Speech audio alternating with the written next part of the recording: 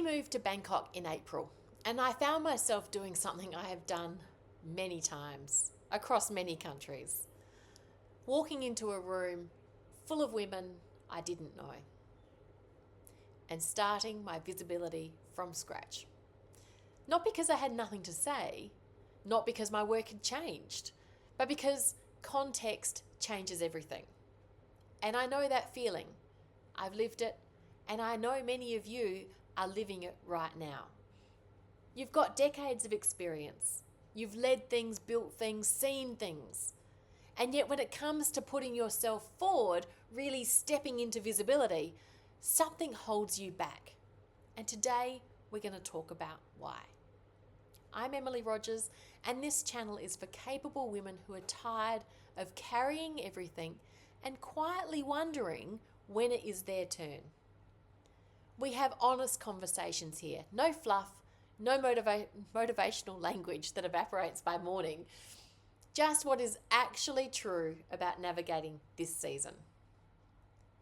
So let's start with something most visibility content skips entirely. Why the hesitation exists in the first place. Women who step forward are judged differently, criticised differently. You don't have to look far in history or even in recent news to see that. The woman who speaks up is too much, too assertive, too ambitious, too loud. The hesitation is not irrational, it's learned as a response to a real pattern. And telling yourself just to be more confident or to put yourself out there doesn't touch any of that. What I work with is this: the fear is real and it has a source. Understanding the source is the first step to choosing what you do with it. Women with 20 and 30 years of experience, the women that I work with, still talk about their expertise as though they're not quite sure if it counts. They will say something like, "I've been doing this for a while," or "I think I've got something to offer," or "I'm not sure if I'm qualified to say this, but." Meanwhile, they're describing an experience that took decades to build, skills that most people in the room don't have, a perspective that is genuinely rare. I worked with a client I want to tell you about. She had held a senior marketing role in the UK and Europe. She'd won global awards. She turned around businesses. And then she moved back to New Zealand and found herself trying to re-enter the job market. The feedback she kept getting was, why New Zealand and why now? Her CV wasn't translating. Her expertise hadn't changed, but the context had. And in that new context, she'd become invisible, not because she lacked substance, but because she'd not found the language for this new room. This is not a unique story, it's a pattern. As I arrived in Bangkok, I didn't walk in as a woman who'd been running a coaching business for 8 years. I walked in as someone new, someone nobody had a context for yet.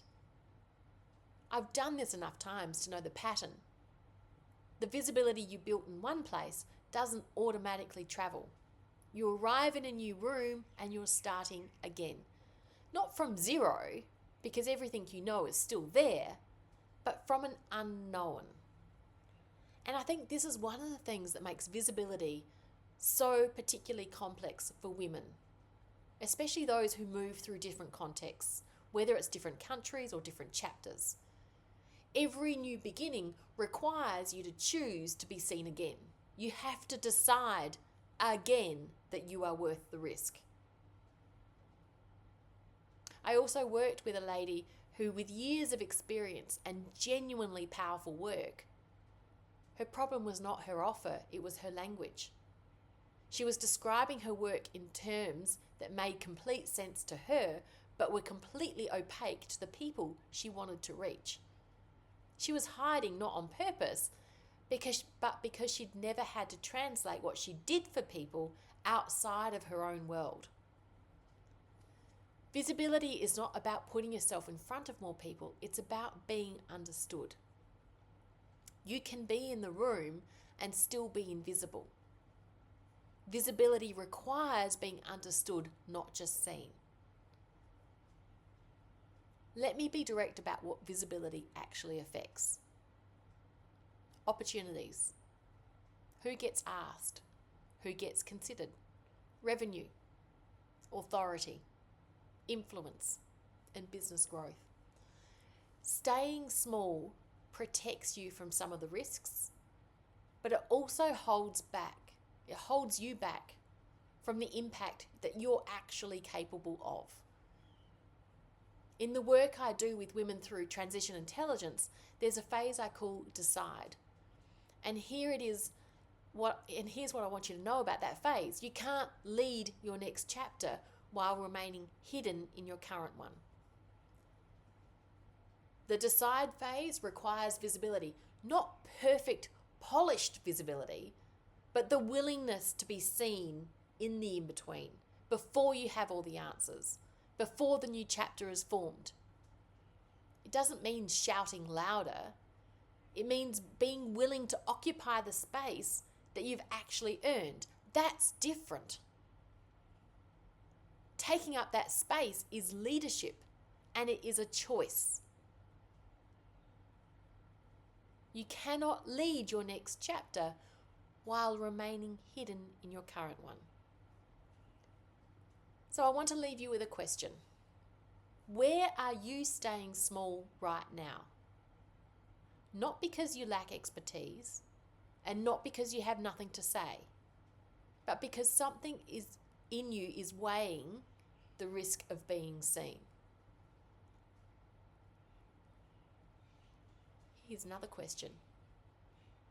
The one that probably matters more.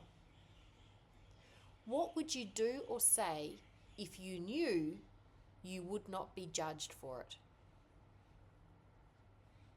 Sit with that, because that gap between what you would do without judgment and what you are currently doing, this is where your visibility lives.